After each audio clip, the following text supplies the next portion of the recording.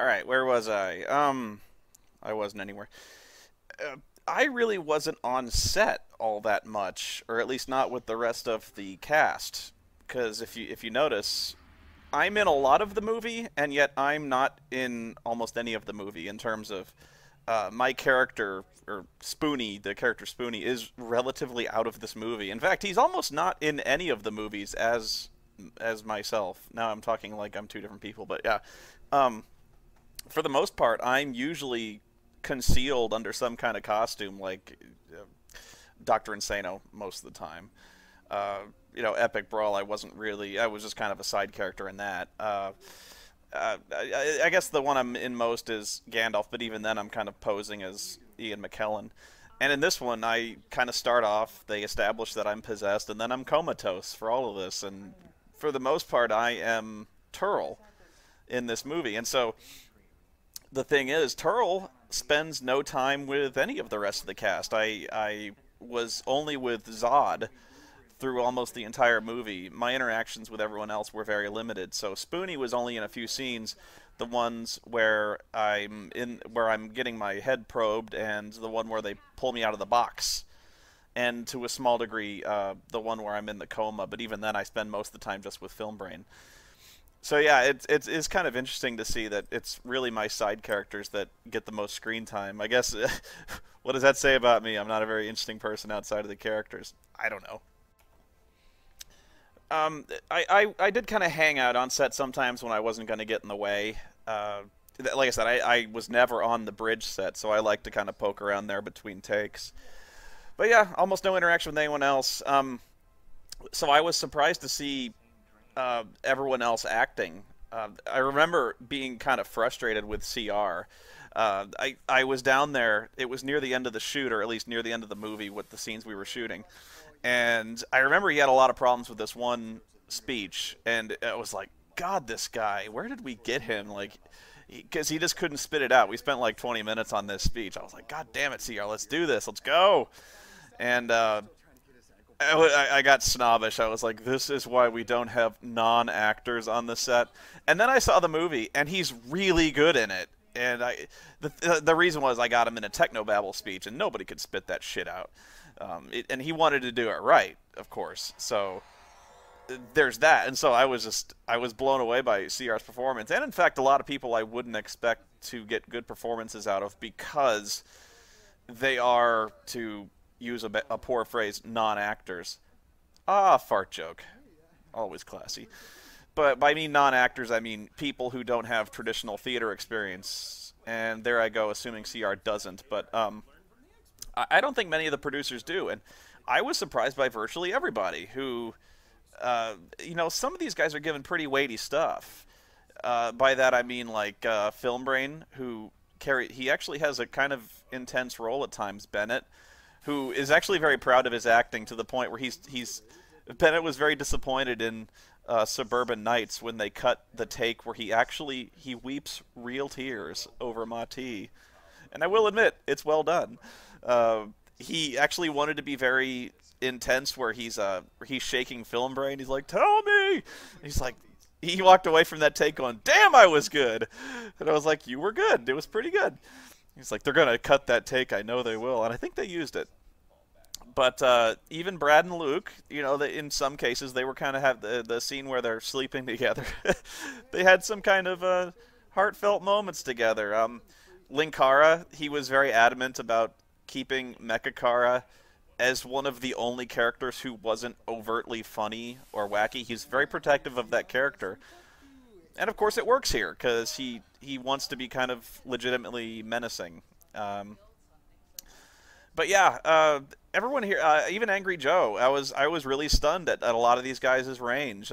Joe, for one of the very few moments in his career, you see him as being a very thoughtful, I want to say nostalgic, but you see a side of Joe you rarely see at the very end of the movie, where he kind of looks wistful and says, I don't even remember the review, the first review I did, but you actually see the guy's got a lot of range, and I keep saying I'm very impressed with the emotional range on his face. He has one of the most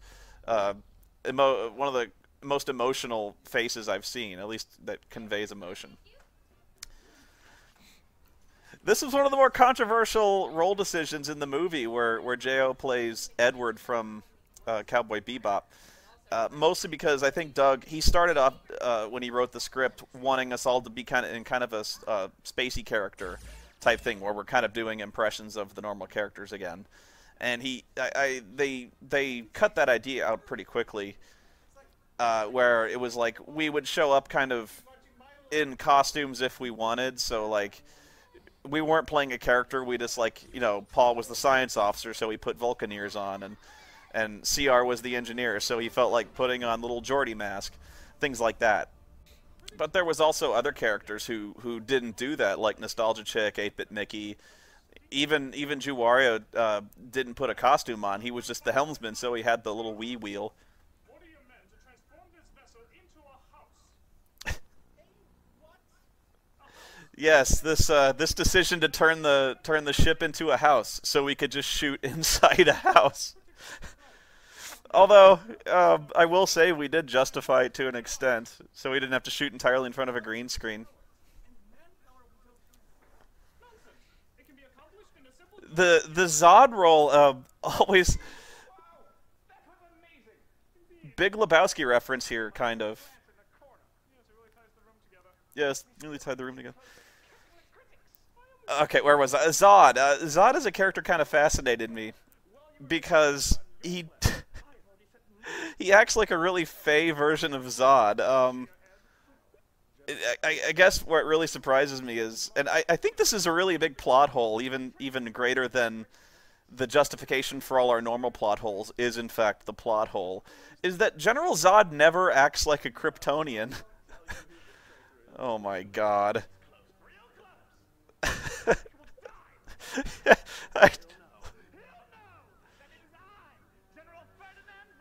Soak this in, ladies.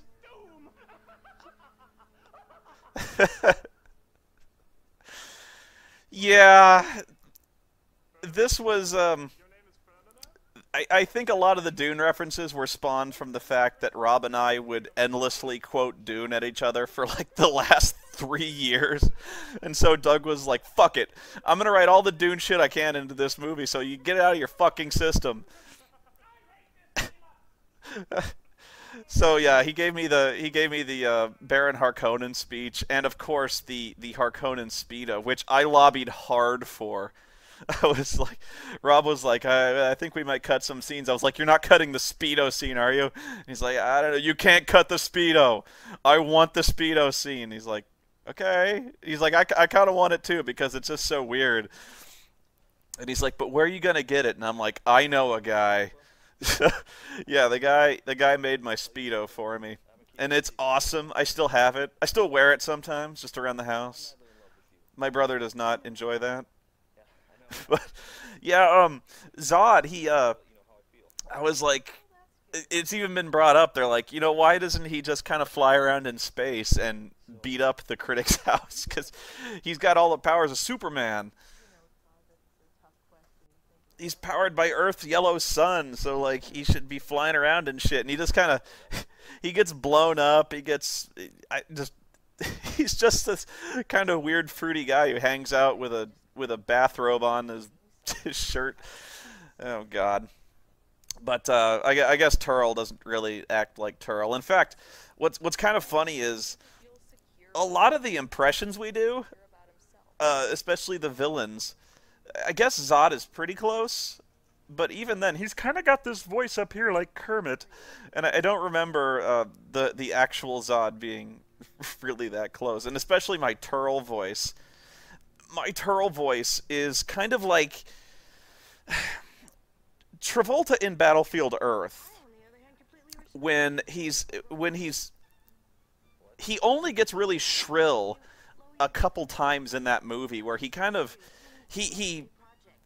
when he's really, really thrashing about in his acting and noshing heavy on scenery, that's when he gets very high and very over-theatrical.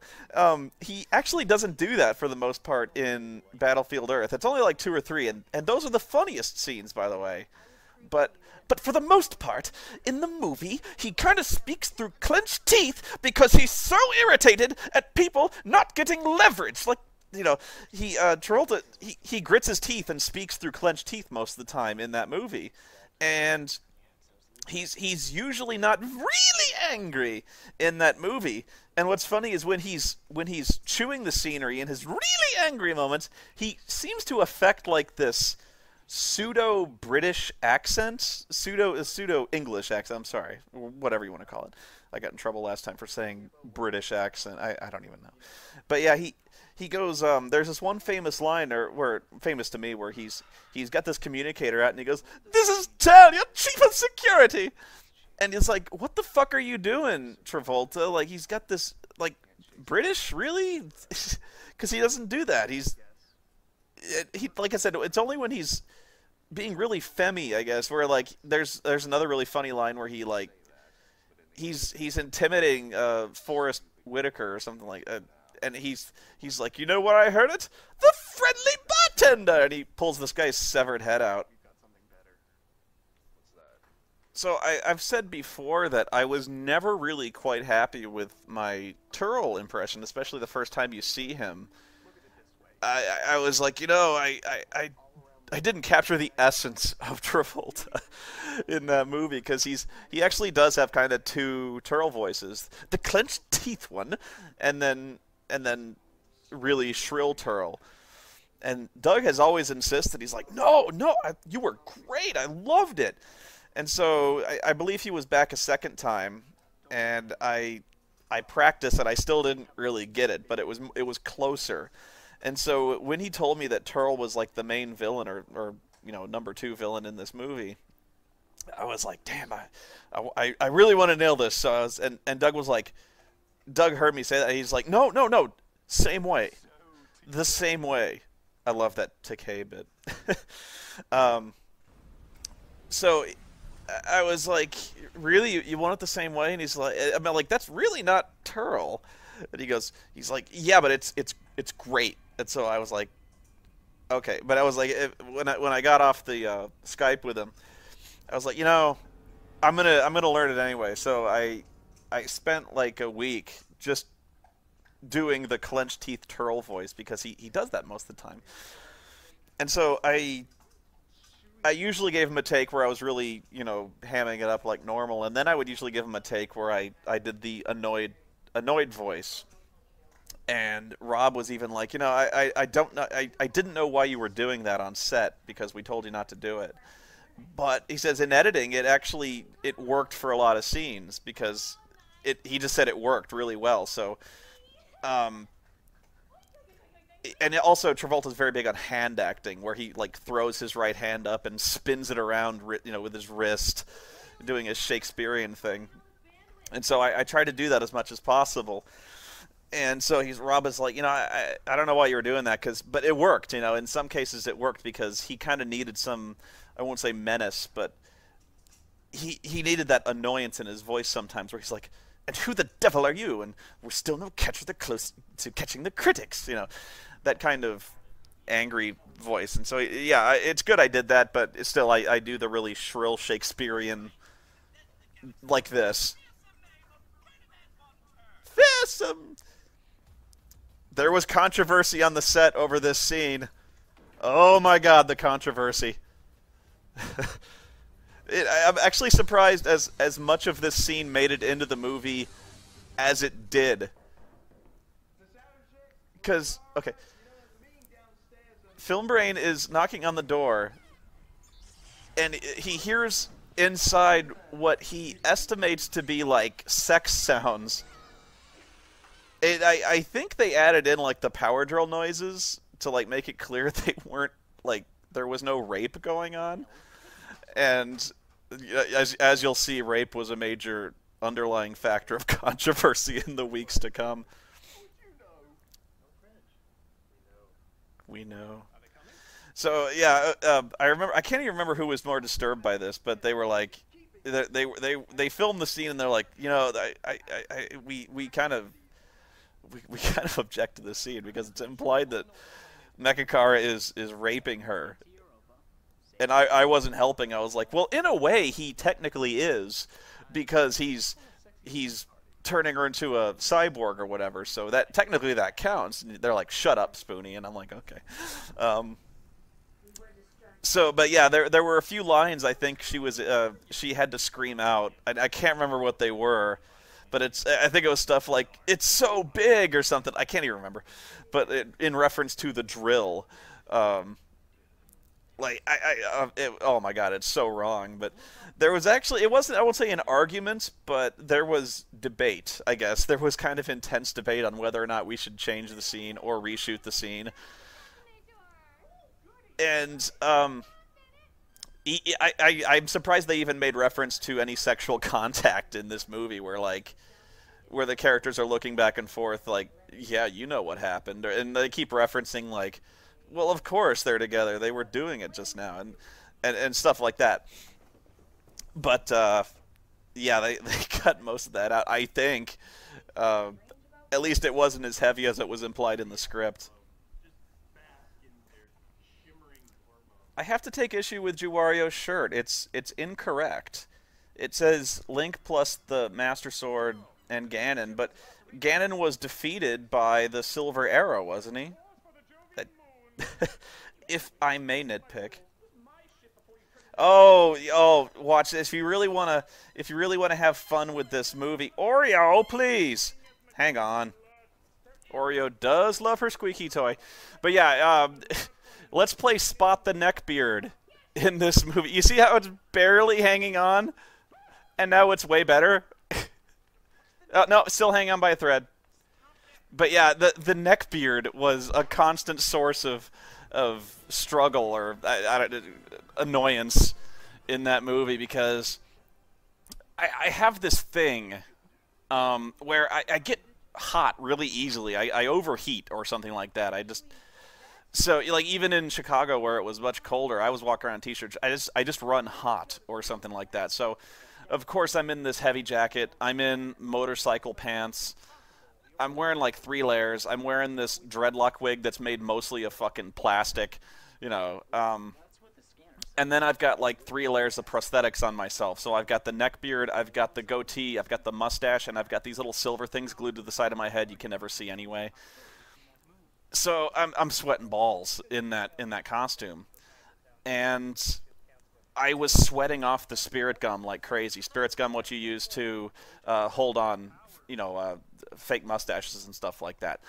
And I was actually not putting the spirit gum on properly either. So we were actually putting it on way too heavy. And actually, spirit gum is the kind of thing where if you put it on really heavy, it doesn't hold. You're supposed to put, I won't say a very light amount, but a lighter amount, and let it air out for a minute. You put the spirit gum both on the place you're going to put the mustache, and you're supposed to put a thin layer on the mustache itself, and then you let it air out and let it get tacky for a minute, and then you put it on, and then the hold is very, very strong, even if you're sweating. In fact, a lot of people say, you know, I was sweating balls and the thing didn't come off, but I put it on improperly, and then we were as it was falling off, and it would fall off all the time because I was sweating so bad, we just slathered the spirit gum on, and it would hold for like 5 minutes and then drop off again. And so there was often the cry of makeup on the set, and our very patient makeup gal would come over and smear the spirit gum back on me, and there you go. But yeah, if you want to play Spot the Neckbeard and its various stages of falling off, there you go. You can also see the hair clips I did to keep the dreadlocks back, because the wig itself was kind of designed to hang over your eyes. It's called the beach bum wig, so I had to clip the dreadlocks back. Bennett also doing his Charlie's Angels stance, which is not sci-fi, but I'll let it slide. I think they actually in post graded the film to look green like The Matrix. Not sure why, because this, in fact, is not The Matrix. Clearly. Panda, once again, stealing every fucking scene he's in. Rob said that... He's dead to me, as are you. I think it was Rob who said this was my best scene, and actually I kind of disagree, where he says, like, the take where you go, it's kind of crowded in my brain, or something like that. He said that was really, really good. Like, you could see the conflict and tension in my eyes. I don't know. I crack me up. See, that was genius, right there. You believed it. You believed that Mati was in my consciousness. Yep, a terrible Mati impression. That's also something I always found funny. I'm probably repeating myself in a minute, but like I said, the villains here, they sound nothing like their actual characters. Like Bargo's Mati, nothing like actual Mati, but we rolled with it. Like, I guess we were committed at that point. Very intense moment. We're staring them down, and my neckbeard looks great. Part 4 coming up. Part 4. Yeah. Anyway, check back soon.